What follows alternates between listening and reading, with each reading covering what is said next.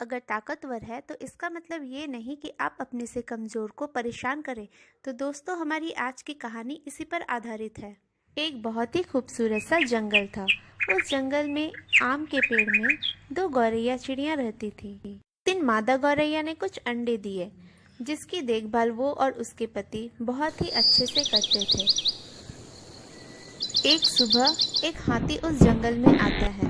उस दिन बहुत ही ज़्यादा गर्मी थी और वो हाथी गर्मी से पागल हो चुका था। वह इतने गुस्से में था कि वह जंगल के सारे जानवरों को बहुत ही परेशान कर रहा था।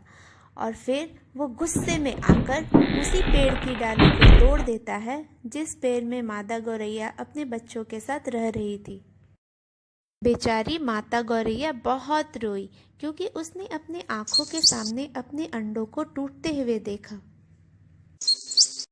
मैं उस बदमाश हाथी को बिल्कुल नहीं छोड़ूंगी। मैं उसे सबक सिखा के ही रहूंगी। ऐसा कहते हुए माता गौरैया उड़कर अपने सबसे अच्छे दोस्त ऊँट पिकर के पास जाती है, जो कि एक पेड़ में अपना घर बना रहा था।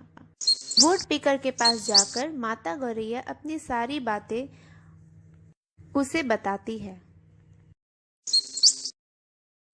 चिंता मत करो बहन, जरूरत पड़ने पर दोस्त ही दोस्त की मदद करते हैं।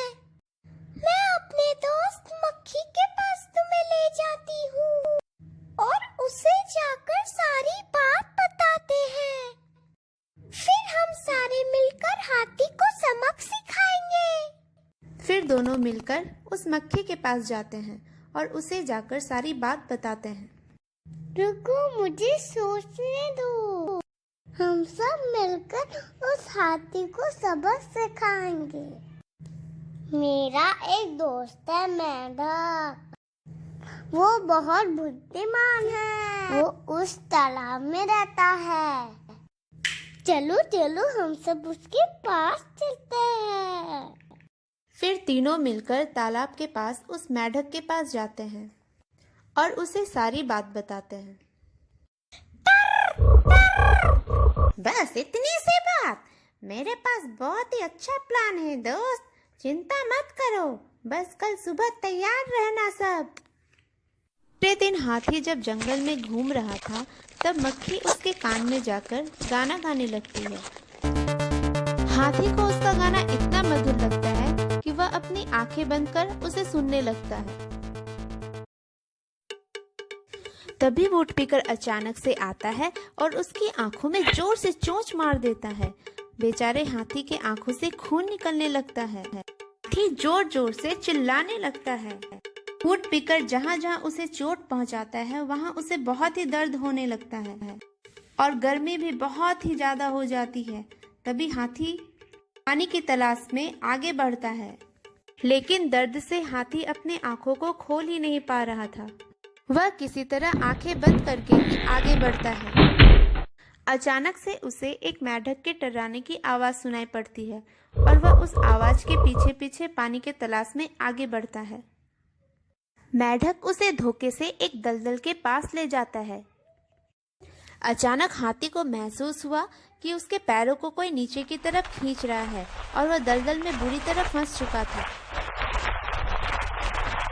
ये मेरे साथ क्या हो रहा है? मुझे बचाओ मेंढक, तुमने मुझे धोखे से यहाँ लाया है। आखिर मैंने तुम्हारा क्या बिगाड़ा था? मेरे साथ ऐसा क्यों कर रहे हो तुम? मुझे इस दलदल से बाहर निकालो, मदद करो मेरी। ने भी तो गौरैया का घोंसला उजाड़ा था और उसके अंडे तोड़े थे, तो तुमने जरा भी नहीं सोचा? तो हम तीनों ने मिलकर तुम्हें ये सबक सिखाने के लिए योजना बनाई थी। बेचारा हाथी अब बुरी तरह से थक चुका था और वह अपने किए पर बहुत ही शर्मिंदा था। इसीलिए उसने सबसे माफी मांगी और फैसला किया आइंदा से आगे गुस्सा आने पर वह कभी ऐसी हरकत नहीं करेगा। फिर सबने मिलकर उसे बाहर निकाला और उसे माफ कर दिया।